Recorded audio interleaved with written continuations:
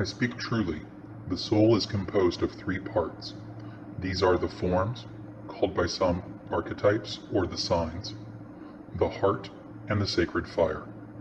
It is helpful to use some specific terminology when discussing these things because there is a great deal of confusion over the terms of form, heart, sacred fire, and soul in common language. For instance, when a musician says a composition has soul, they mean something different than that of what we are speaking, or a theologian. The reason for this confusion is that everything we do and experience is an emanation of a form, empowered by the sacred fire, creating a reaction in our hearts, and is contained within our souls. For clarity then, when we speak of forms, we speak of them in the sense that Plato first made them known, as the ideal existence or occurrence of a thing or concept. This definition contains within it what your cultures define as the higher concepts, the virtues, and of course, what they termed to be gods. When we speak of the heart, we use this term in the figurative sense of those desires and activities that bring you contentment and purpose. Others have called this the will, or one's calling. We will borrow the word Kri to define this as we speak of it.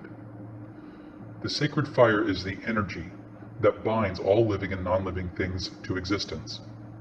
Some have called it the quintessence, the aether, Heka, Ruach, Ki, Prana, or the light. We refer to it as the sacred fire, and where appropriate, we shall refer to it as Nuviru. This energy is not yet fully understood by science and has been neglected. As your understanding of it is still in its infancy, we must speak of it in metaphors and with exercises that have a subjective experience. All of these are contained not within your body of matter, but within your soul. When we speak of soul, we speak of the consolidation of sacred fire that you use as your vehicle to experience all that is. We shall borrow the word anam for instruction in this concept. The anam contains and supports all that you are. The body is in the anam, the mind is in the anam, the heart is in the anam. There is a saying from another tradition that goes, "The coup is in the cobs is not in the coup." And I tell you truly that what I have shown you is the meaning of this. You will find that the message of the Holy Ones has come to you often, and that the prophets, the poets, and the scientists that have heard it with ears that are limited by what their minds have been told can be accepted. Let them that can hear, hear. Let them that can see, see. Of these deeper mysteries a shield bearer will speak to you of later and in depth. Let us begin with the forms and what they are. Every principle, every concept, every virtue, and every god of old is a form. Ask a man what is justice, and he would default to describing specific instances of it. But his specific examples are all emanations of the concept, which, though it has no material form, exists. The nature of that form is then debated amongst those seeking to know it. The same is true of any form that you can name. Thus, love, fear, anger, law, joy, a table, an animal, a god, the good, the ultimate, the Tao, Ein Sof Or. All of these are forms. Forms are known by us through experience with them. Thus, the more one experiences love, the more one is able to see it truly. The more one interacts with another person, the more one knows them truly. To truly know is the first step towards becoming as the Holy Ones. This has been given many poetic names, such as Satori, Nibbana, Kabbalah, seeing God face to face, and enlightenment. There are many exercises and studies that can aid you in this true seeing. Use those that resonate with you. It is more important to make progress than it is to have the approval of a guru or an organization. The teacher can't do the work for the student, nor will the temple refine the student's character. A simple exercise, with many variations across the world, is the vibrating of a sound while concentrating upon an image. As one's daily experience increases with the form, this exercise's image and sound gain greater clarity. This work only progresses as one is truly pursuing truth and is reflecting on one's studies, practices, and results. Thus the admonition which you should engrave upon your Anam, the truth against the world. The forms give birth to all that is and is not. They are the children of the limitless and unknowable, and of this the harpist will go into in greater detail. The Kri is the tool that directs your footsteps along the path. You will feel it in your Kri when something is meant for you and when it is not. Not everyone will require the same practices to make their progress. Thus, if you find that you are in the company of someone who has vastly different needs, it is no shame to part ways and allow them to walk their path. Likewise, if you find yourself in the company of companions that largely share your practices, you can accompany them quite a ways along that road. But the Kri is yours, and yours alone. Therefore let no one make you feel ashamed for working with something you have determined that you need, and likewise, reflect on the things you practice and be sure they are delivering results.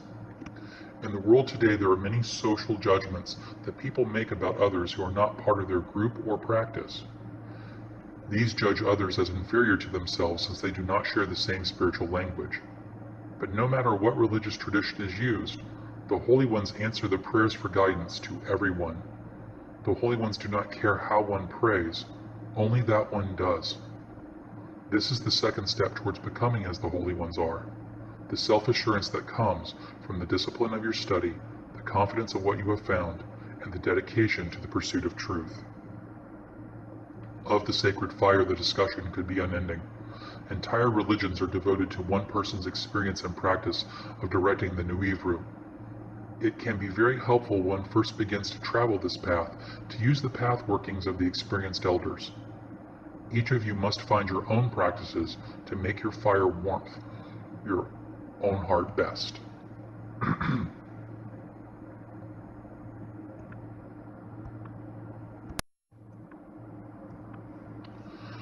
Each of you must find your own practices that make your fire warm your own hearth best. Many traditions simply refer to this sacred fire as God itself. In this manner, one can say that God is the medium through which one moves and sustains all that is, as well as spontaneously and continuously creates all that will be. When one has an experience of the flowing currents of Nuivru, there are a few consistently shared experiences reported. Other than that, of the natural flow of action that seems both to be volitional and predestined. These experiences also create a sense of awe and bliss, though many people who are not sufficiently prepared for the experience report a kind of terror. This is the divine terror that many of the monotheistic religions report of their prophets, who stumbled into the experience unprepared or were called to it before they were ready because of an emergency that had to be avoided. But when one is prepared mentally and has built up the Anam store of Nuivru, the experience is one of harmony and blissful release from the false nature and bonds of the tyrant. This is the experience that was first reported by the prophets of the Eastern religions, and later by the occultists of the modern age who successfully married these two great streams of tradition into a more powerful child than their parent systems. Once you are able to enter into the flow of this current at will, there will be little you cannot accomplish. This is the third step towards becoming like the Holy Ones, that you are able to choose an outcome and direct events towards its completion. Each of the Holy Ones has something to teach you in acquiring this skill. The religions of the past were most concerned with two goals. The first was the fostering of a stable society. Thus they passed along restrictions and ethical guides that must be obeyed. They referred to this as the law, but this law is but a shadow of the great light that is the true law, and of this I will speak to you later and in depth. The second task they attempted was the purification of the Anam, for they correctly sensed the importance of the Anam and the nature of the proving ground that they found themselves in. Their task was to purify the Anam and maintain its purity to assure its moral character and stability. They feared the Anam losing worth and merit more than they cared that it would gain worth and merit. In this they partially failed, for they could not offer a consistent set of practices that would aid the practitioner in purifying the Anam and gaining Nuivru. Thus, though they could prevent the Anam from being obliviated, they could not always guarantee it would gain power and become like the Holy Ones. Those few Anam that managed to gain in strength they called saints, and followed imperfectly. These saints in turn tried to instruct others in achieving what they had, but the writings and practices accrued and solidified so that the practices became a dogma, and the dogma became yet another bond. Of these saints, fewer still managed to break from the bonds they still carried, and these became the prophets of new revelations that were twisted and less understood than the writing of the saints. And of those prophets, fewer still are those that have lost all their bonds and become holy ones. And these are often called madmen or crazed women by the masses who are still yet in bondage. Yet the power of these few refined sages radiates from them. In their presence one can feel power crackling like electricity in a stormy sky.